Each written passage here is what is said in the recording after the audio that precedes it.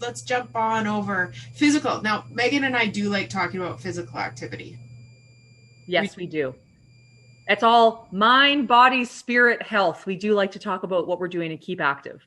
Yeah, and I mean, I this year was such a struggle for me with physical activity, and I broke through this fall, which I was really thankful for.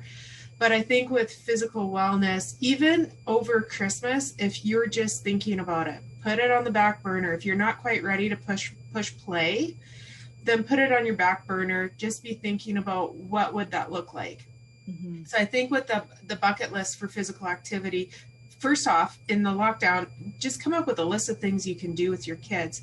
I saw a picture of snow volleyball, and I thought, boy, that would be so fun if you had enough people in your bubble. But really, you only need 4 people to play volleyball, or 2. Yeah. I don't play with me if I'm just the only person on the other side of the net. Either. I would get injured immediately, but it does sound fun. It does sound fun. And or getting outside. There's so many things that we can do. When the weather is good enough, get outside. Vitamin D, vitamin D. Yeah, take it all in, go for a walk. And that's just it. The physical doesn't have to be sprinting for 60 minutes, right? It's there's a cool little video that you could check out. It's called 23 and a half hours. And what it's about is taking 30 minutes of your day out of a 24-hour day and doing something active, whether it's going for a walk, whether it's playing snow volleyball, whether it's, you know, going and lifting weights or using bands. I mean, whatever it is that's your jam, but it's 30 minutes and it doesn't have to be intensive, right? And it's so important to fill us up, especially right now, but then especially given kind of winter blues stuff that comes around with our limited days. So yeah, and I think too, it's like those realistic expectations. I found I had to really pay attention to how long I can do things right now, just because I'm not doing well like everybody else. And I don't feel capable of working out for longer than 30 or 40 minutes. So that's okay. Like the realistic expectation. And two, if we do an activity with our kids and mentally, emotionally, it's hard for us, like 20 minutes is 20 minutes. that's right. It's like better than 0 minutes. Yeah, right? 20 minutes of snow volleyball and a black eye is better than, you know, sitting on the couch doing nothing. Zooming through social media, right? Yes, totally. Yes. Yeah. And I think I like that. It's being compassionate that we aren't where we were in 2019. So expectations need to shift, and that's okay. Yeah. Yeah. And then, I mean, if you're an adult and you have a love relationship, sex is a part of the physical category too. And you know what, you guys, it's good to have goals for your sex life. Like we need some idea of making sure sex is happening, or, you know, whatever physical intimacy you build into that category. And it's not a bad idea to research, you know, to spend some time understanding how you can strategize and have a better sex life. Talk about sex. Yeah, exactly. I love it. It's healthy and it's physical. It is, and it burns calories. Yeah, so win-win. Win-win, many wins all around. Yeah.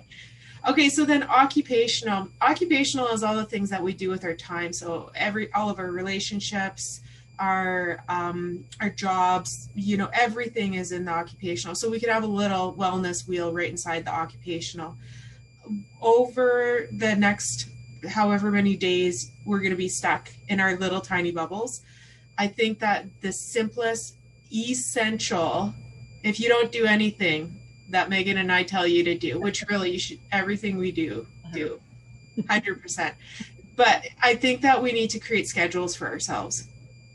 So kids are not going to be in school. Don't wing it. Write out a structure for your day. It's going to help you. It's going to help like the adults, as grown-ups, our mental health is going to be eased by having the structure, which will help us to better hold the relationships with our child. It's going to ease their mental health pressure as well. Absolutely. Yeah, I love that. And I think something that I'm seeing a lot of, which I completely understand with the chaos, is as people, we inherently try to grasp for control in places, and sometimes that can manifest in unhealthy behaviors. And so creating that structure and that routine and knowing what it is that you can expect from the day will really help to alleviate some of that, like the anxiety that comes up through we don't need any extra chaos right now, right? Right. Yeah. So I love that.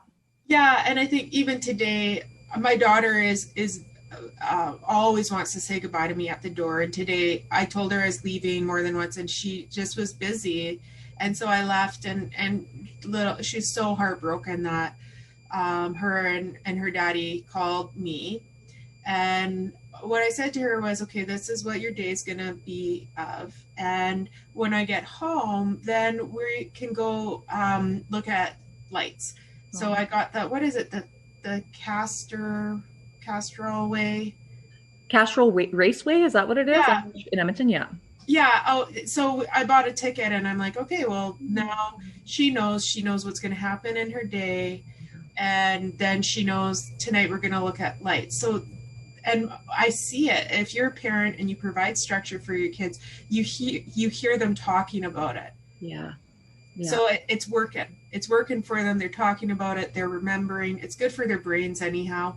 Yeah, I love it. And I even think, like, I don't have kids, but for me, having structure and expectation for myself in terms of what my day is going to look like, I've started to make daily to-do lists in my phone for myself, because that brings peace of mind for me, and that brings stability, and that brings structure and health, I think, with that too. So for all of us, I think it's beneficial.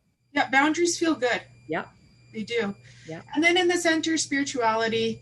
So not every wellness wheel has spirituality in the center. I actually think only mine does, because this is my wellness wheel that I made.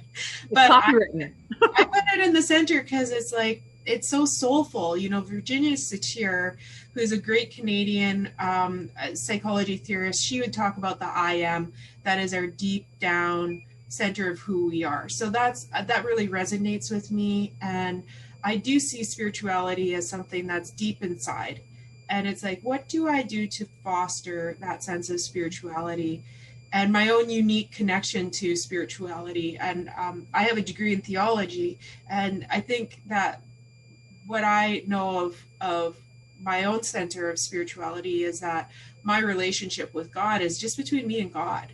You know, community is important, church is important, synagogue is important, all these different ways that we connect with others who have the same beliefs as us. But at the end of the day, it's like, this is about me and my connection to God, or higher power, however you might view that. But for me, it's a Christian faith. And then it's looking at ways of, like, how do I cultivate that connection? What's working for me, and how do I step out from underneath shame? You know, like that, when we talk about spirituality, there is a lot of the shame stuff that comes up for most of us. Again, we're going to fail for the rest of our lives, and somehow that can be something that really deters us from having a spiritual bucket list, which is totally individual. A spiritual activity could be running a race. It could be putting up our Christmas tree. It could be doing Advent with our kids.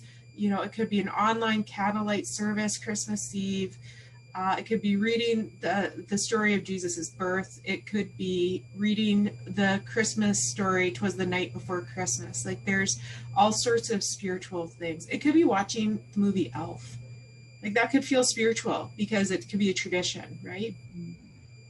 No, I love that. Maintaining and connecting in the way that feels appropriate and feels fulfilling for you, because it's not about anybody else. It's about your personal connection with yourself and with whatever spirituality and in whatever way that looks like. And that ranges from, you know, atheism to agnosticism to Catholicism to Judaism to Buddhism. I mean, like, across all the spectrums.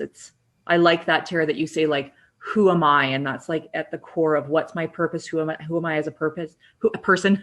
And how do I fill that bucket through all these different domains? So, right. Meaning, purpose, value, moral, you know, this sort of, like, that connecting in, and this is part of gratitude as well, you know, connecting in, connecting out, and connecting up.